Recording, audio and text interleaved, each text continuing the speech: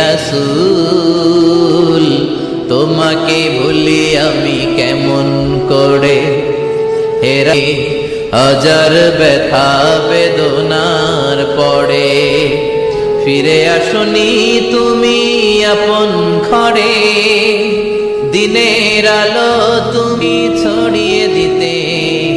চলে গেলে মদিনায় মক্কা ছেড়ে, খেয়ে না খেয়ে দিন প্রচারের কাজে নিজেকে দিয়েছ বিলিয়ে, তাই ফের কাফিরেরা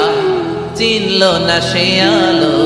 দুষ্ট ছেলেদের পিছু দিল লেলিয়ে, পাথরের আঘাতে ক্ষত বিক্ষত